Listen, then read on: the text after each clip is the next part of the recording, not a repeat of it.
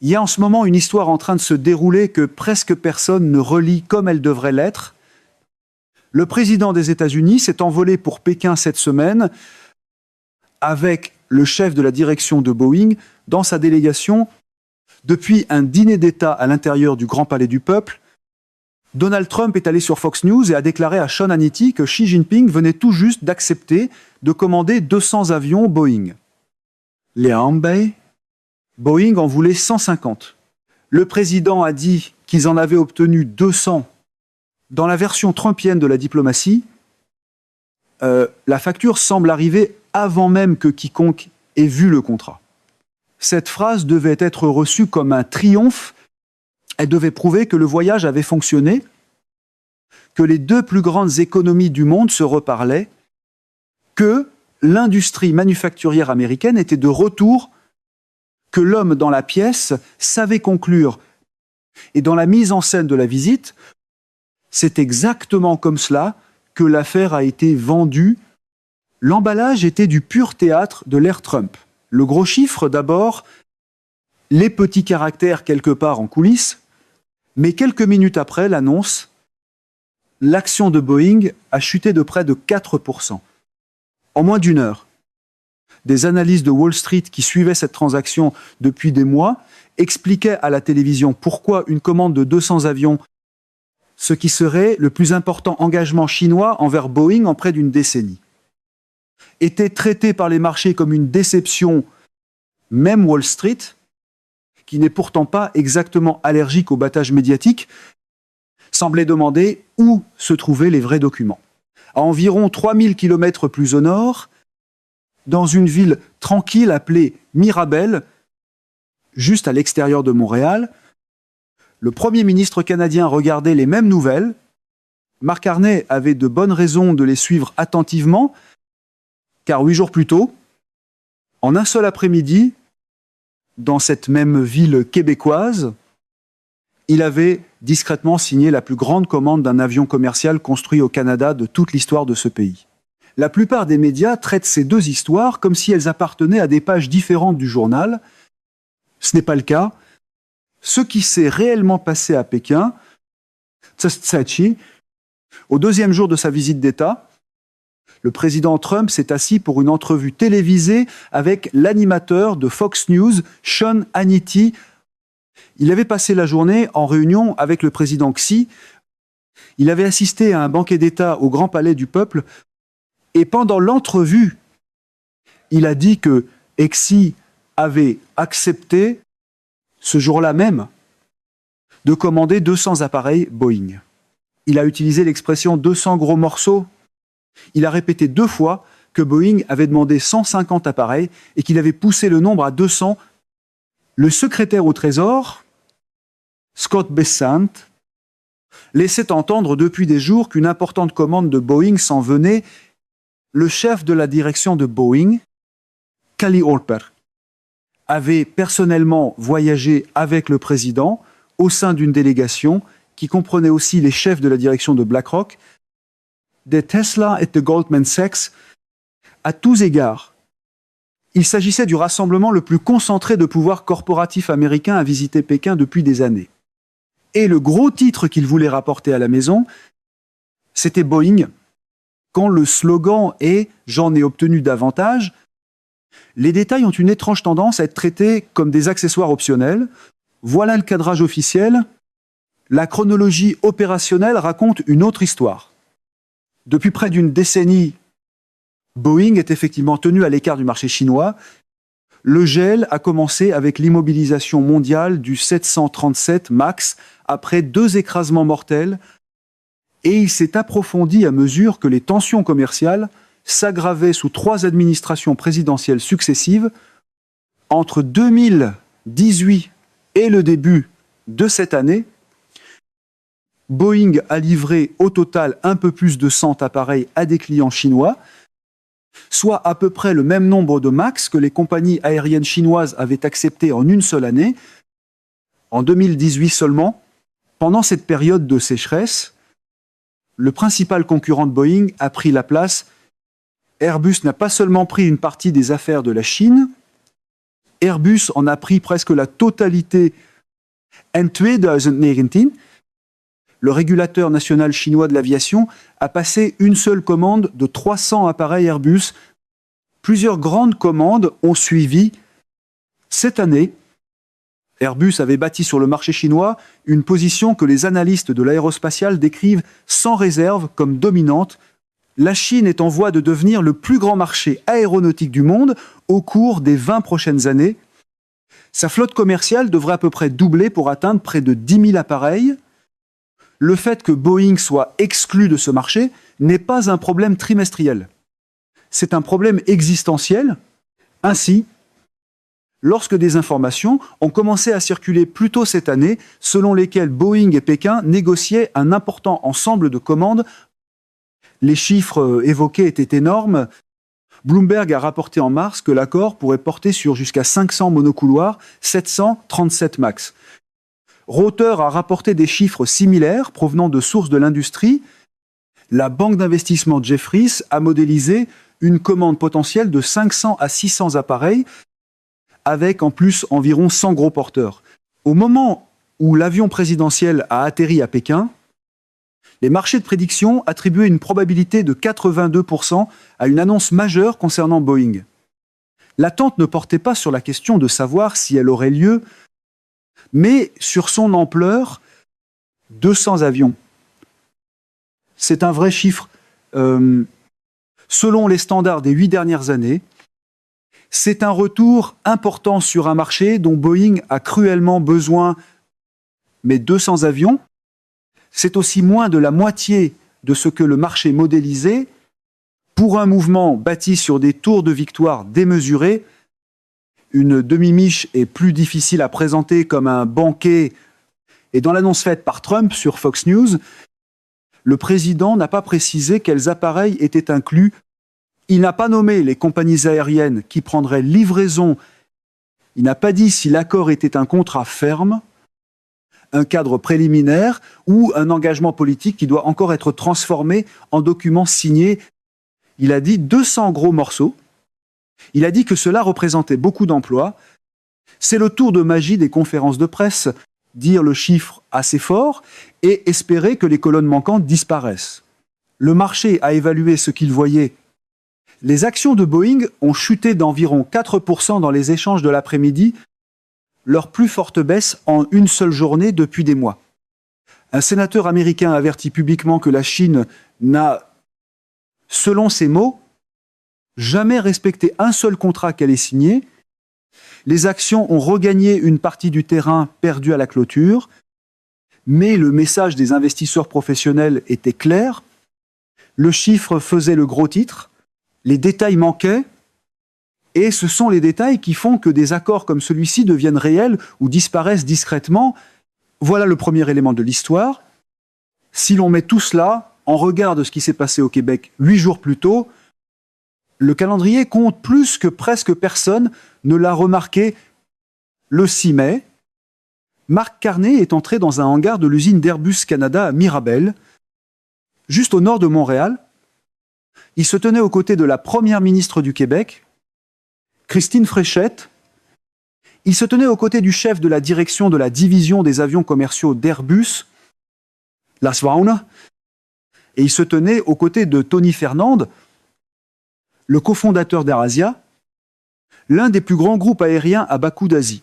Dans ces hangars, ils ont signé une commande de 150 avions à 220 fabriqués au Canada. Avec des options pour 150 autres, la valeur au prix catalogue de la portion ferme seulement est d'environ 19 milliards de dollars américains. Chaque appareil doit être assemblé à Mirabel. Au Québec, il s'agit de la plus grande commande ferme jamais passée pour le programme, à 220 dans toute son histoire. Et elle a fait franchir au programme le seuil des 1000 commandes totales pour la première fois. En pratique, cela signifie quelque chose de très précis. La 220 trouve ses origines chez Bombardier, l'entreprise aérospatiale québécoise qui a conçu l'appareil, initialement appelé C-Series, avant de frôler la faillite et de transférer le programme à Airbus en 2018. La province de Québec avait investi 1 milliard de dollars américains dans le programme afin de maintenir Bombardier à flot pendant des années.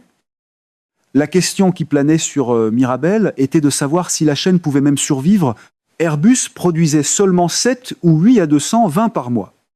Le seuil de rentabilité était de 14. Les autorités locales de développement économique avaient passé des années à s'inquiéter discrètement de mise à pied. Cette commande change complètement le calcul. L'accord avec AirAsia donne à Mirabel un carnet de commandes assez profond pour ancrer la production jusque dans les années 2030. Il garantit du travail à plus de 4600 travailleurs canadiens de l'aérospatiale. Il soutient plus de 850 fournisseurs canadiens, des ateliers d'usinage de la région des Laurentides, au nord de Montréal, jusqu'aux firmes d'ingénierie à travers la ville. Il transforme Mirabel, qui était un programme dans le doute, en l'une des plus grandes réussites de l'aviation commerciale que le Canada ait jamais produite. Carney s'est adressé directement à Tony Fernand lors de la cérémonie. Il l'a remercié pour la confiance accordée aux travailleurs canadiens, au Québec, à Mirabel. Il a dit que Fernandez choisissait les meilleurs au moment exactement approprié. Ce n'était pas un discours conçu pour faire les manchettes américaines. C'était un discours conçu pour stabiliser la masse salariale canadienne pendant la majeure partie d'une décennie. Cela s'est produit avec presque aucune attention au sud de la frontière.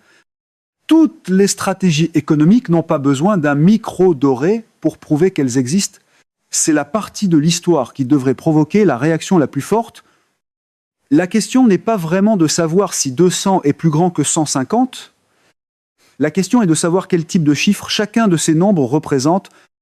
L'un est un gros titre avec des détails encore à venir.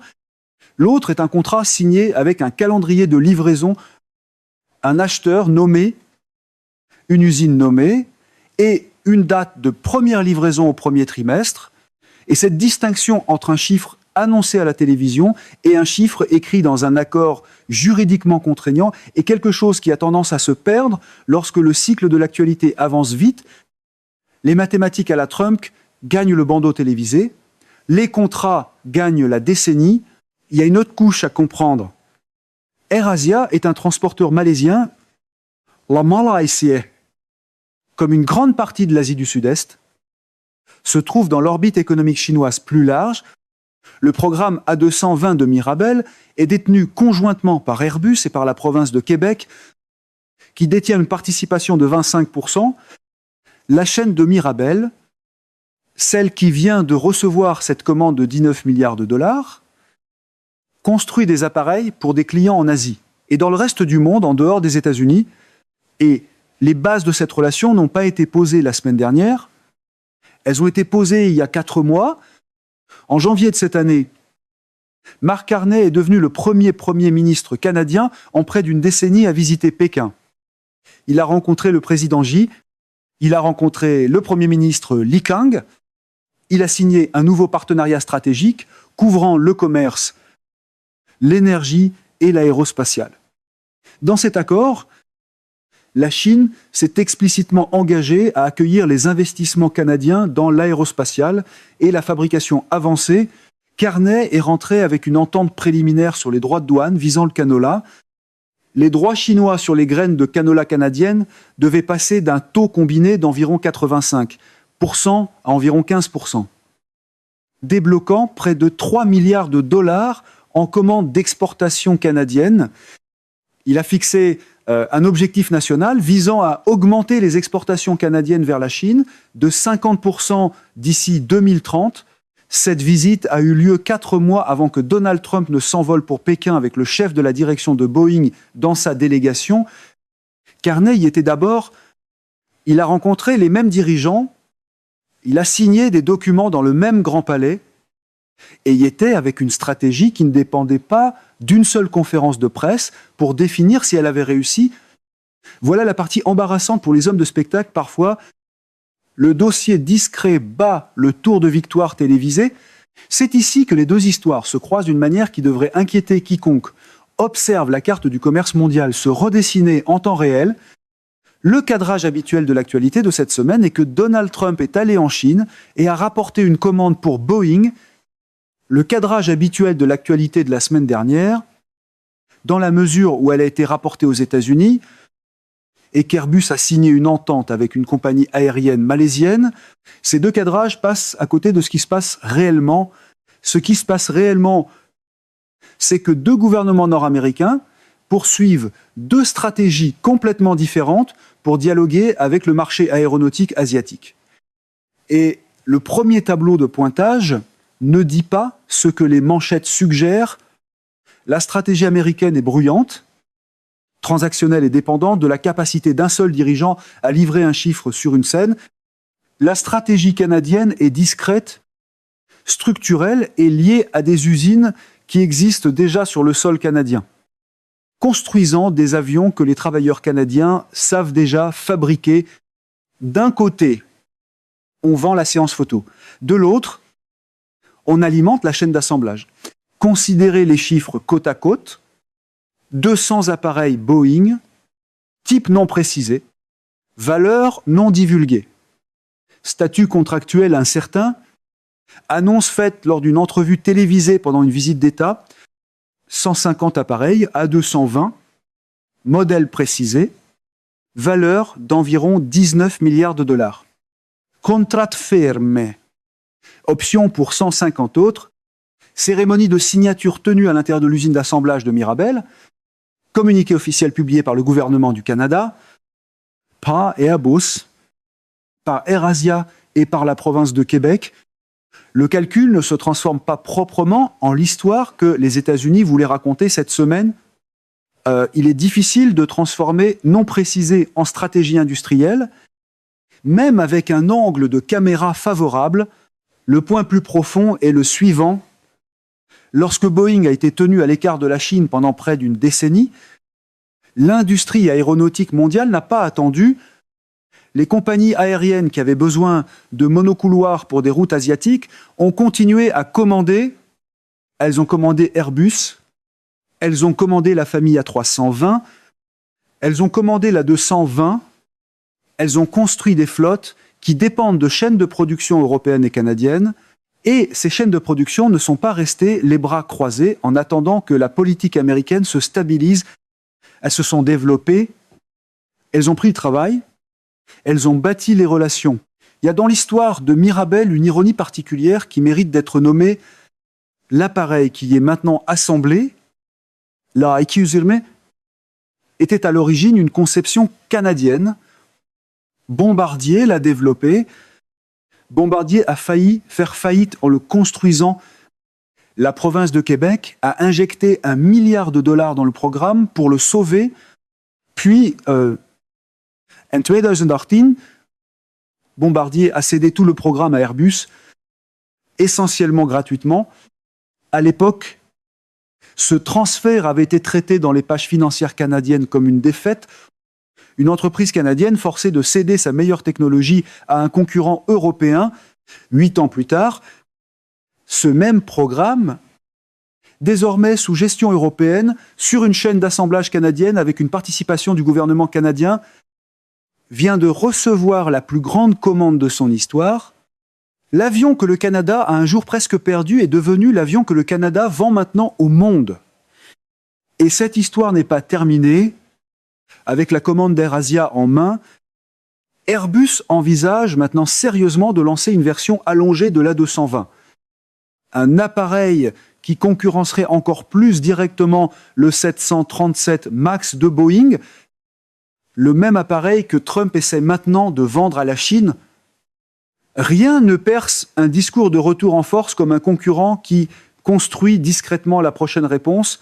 Ce que l'administration Trump tente de faire, c'est de renverser une décennie de terrain perdu en une seule semaine de négociation.